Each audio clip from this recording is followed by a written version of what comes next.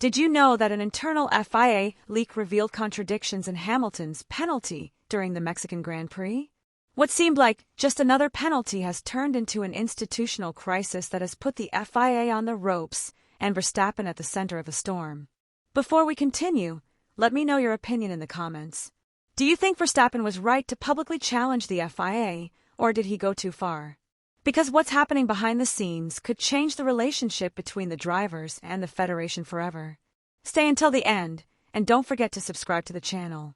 In this video, we'll break down the 2025 Mexican Grand Prix scandal, where a penalty for Lewis Hamilton unleashed a political storm, a leak of internal documents, and an explosive response from Max Verstappen that is already shaking the foundations of Formula One.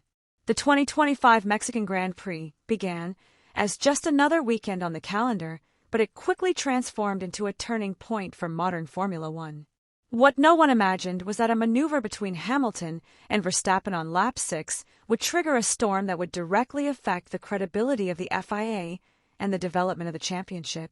It all happened at turn 4, a section where braking and grip become a challenge even for the most experienced drivers. Hamilton, trying to maintain his position ahead of Verstappen, ran wide and crossed the grass before rejoining the track just in front of the Dutchman. The maneuver, although controversial, didn't appear to be illegal according to telemetry data, which showed that the Briton hadn't gained a real advantage.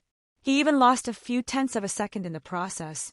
But what seemed like a minor incident was interpreted differently by the stewards, who minutes later announced a 10-second penalty for gaining a lasting advantage. That seemingly technical decision became the trigger for a scandal that still reverberates through the paddock. Hours after the race, 2 official FIA documents with opposing decisions began circulating. In the first, Hamilton was penalized without the possibility of appeal. In the second document, it was acknowledged that the British driver was unable to follow the rejoining protocol due to the tire lockup and lack of car control. In other words, the FIA itself admitted that the procedure was impractical under those conditions. This admission was enough to ignite social media, provoke anger among the teams, and cast doubt on the consistency of the regulations. The immediate result was twofold. On the one hand, Verstappen benefited in sporting terms, gaining crucial points that brought him closer to the title.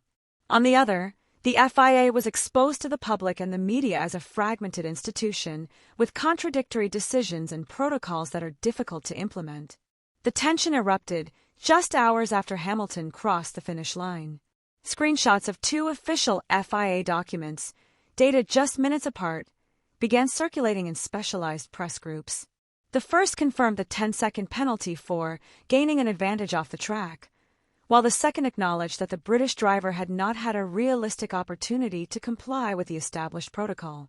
That contradiction was the spark that turned a sporting matter into an institutional crisis. Experienced analysts were quick to point out that something was amiss.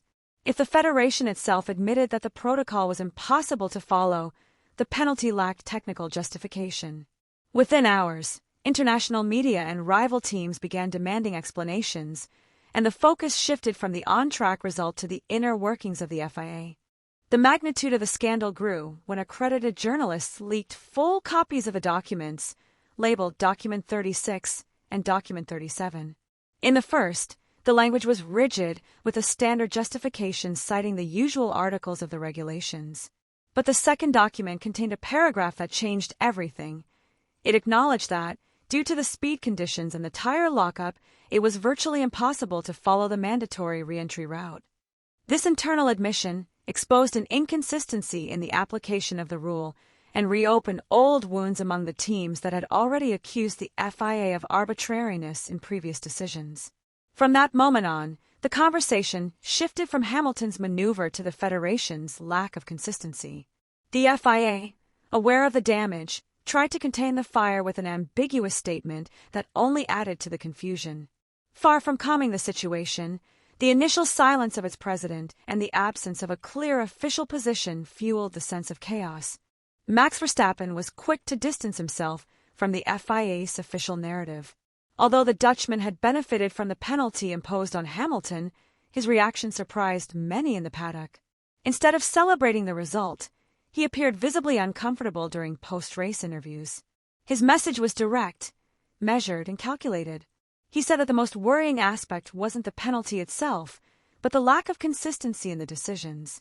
With a firm voice, he asserted that the FIA needed to be consistent because poorly applied penalties not only altered the results of a race, but also distorted the entire championship. His stance was met with respect among the drivers, even those who are usually his fiercest rivals, because it conveyed an idea that many silently shared.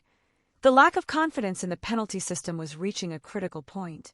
Verstappen's strongest statement came hours later when he posted a message on his social media in both Dutch and English.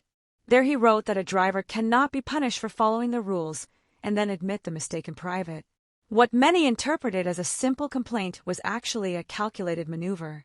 Verstappen knew that by publicly exposing the FIA's inconsistencies, he was not only defending his image as a fair competitor, but also positioning himself as a figure of moral authority within the paddock.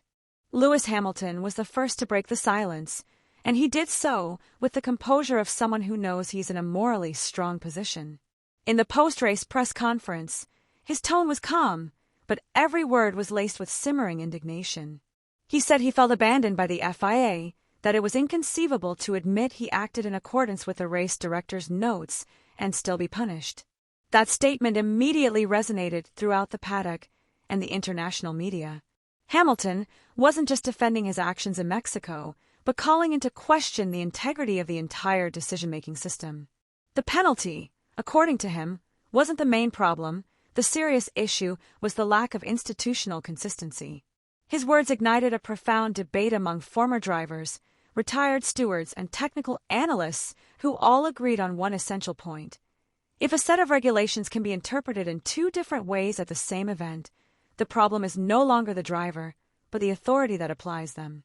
In the British media, Hamilton was portrayed as a victim of regulatory chaos, while in other regions, particularly in continental Europe, his stance was seen as a vindication of transparency. The seven-time world champion used his experience to steer the conversation toward a central idea: rules should protect competition, not distort it. Meanwhile, Mohammed Ben Sulayem remained silent. For the first few days after the Grand Prix, he issued no public statements, a decision interpreted as an attempt to avoid a diplomatic blunder. However, that silence only heightened suspicions. Insiders at the Federation revealed that the president was facing simultaneous pressure from several sides. Teams were demanding explanations, the media were calling for transparency, and sponsors were growing uneasy about the reputational damage the FIA was sustaining. When he finally spoke, it was in a brief and carefully worded statement. He asserted that the penalties had been applied under the existing regulations and that the incident was being reviewed to determine whether there was a need to update the protocols. The 2025 Mexican Grand Prix will be etched in history, not for the battle on the track, but for what it revealed off it. What began as a controversial maneuver ended up exposing the deepest cracks in the FIA. The leak of internal documents not only revealed an administrative error, but also a fracture in the credibility of the governing body of the sport. In a championship where precision and consistency are essential, this contradiction left a mark that will be difficult to erase. For many within the paddock, it was the point of no return that made it clear that Formula One needs a complete overhaul of its sporting justice system. What happened in Mexico was not a simple mistake, it was a warning sign. The FIA, for its part, faces a monumental challenge. Its reputation, eroded by years of inconsistent decisions, has reached a point of critical fragility. The Mexican case exposed an organization disconnected from the reality of its protagonists, more concerned with media reaction than with sporting justice. Emergency meetings and promises of review are insufficient given the magnitude of the damage.